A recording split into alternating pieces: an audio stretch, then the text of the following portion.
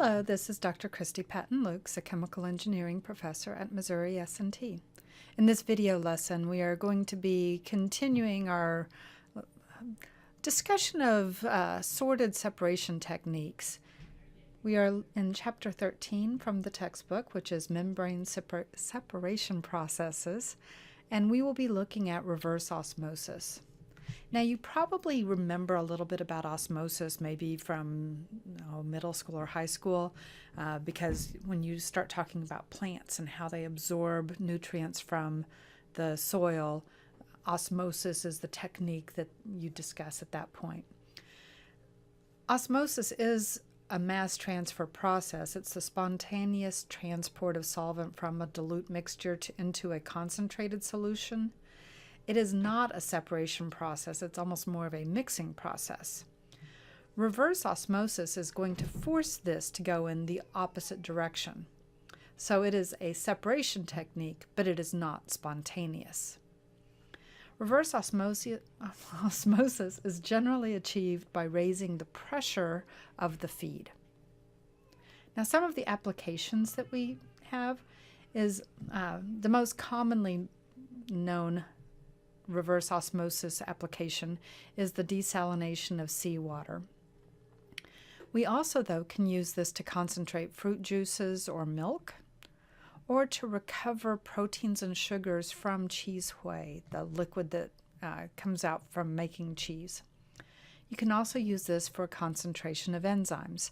So this becomes very important in a lot of biological engineering processes. If we look at the seawater desalination process, typically what happens is seawater contains about 3.5% weight salt on average. And we want to choose a membrane that is selective for water, the solvent, and then the types of membranes that are typically used are cellulose triacetate or diacetate, or a polyamide membrane.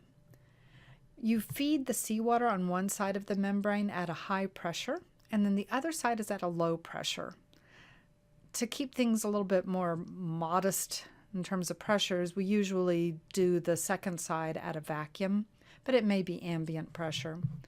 Now, the membrane is going to have to be fairly thick in order to withstand this very large delta P that you can build up.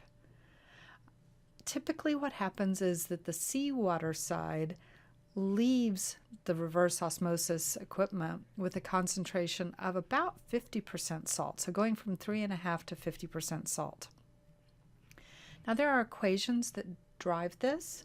We're going to need a delta P that is going to be called pi, the osmotic pressure.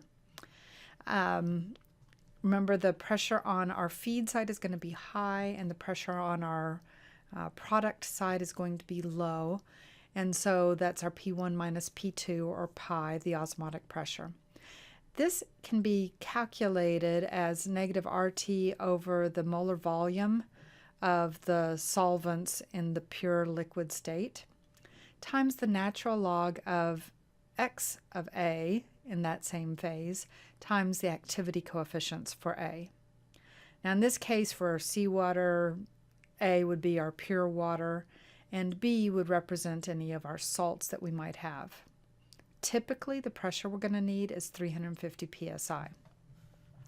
Now, we can use this expression here, but we also can approximate that this is going to be very nearly equal to X sub B for that liquid phase, the feed phase. In order to do the design, the typical design is based on the rejection rate R. And the formula for this is C1, or is R minus C1 minus C2 over C1 is equal to B times delta P minus delta pi over 1 plus B delta P minus delta pi. Now, what on earth are all of those things? Well, B is either PW over DS KS CW2 or AW over AS CW2. The main reason I'm showing you these is so that we can talk about what these variables stand for. So what parameters are going into our design. So the first of these is the hydraulic pressure difference across the membrane. That's delta P, and we are comparing that to delta pi, which is the osmotic pressure difference across the membrane, and that's usually pretty close to the osmotic pressure of the feed side. P sub W is the permeability of the membrane. W is representing wall in this case, so the membrane is the wall. And so P is the permeability. This is something that you would look up for the membrane you had chosen. The diffusivity of the solid is D sub S. K sub S, or Cm over C, is the distribution coefficient.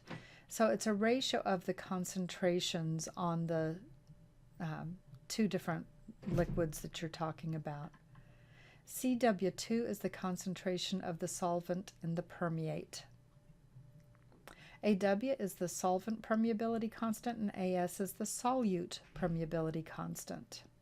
Now, almost all of these variables here are going to be data. Once you select your system and your membrane, those are fixed. So what we have to work with is the delta P, the osmotic pressure of the feed, or delta pi, and the concentration of the solvent in the permeate. These are our variables, and everything else comes from data. So that's going to conclude what we talk about for reverse osmosis. In our next little quick study, we're going to look at dialysis. Thank you very much for your time.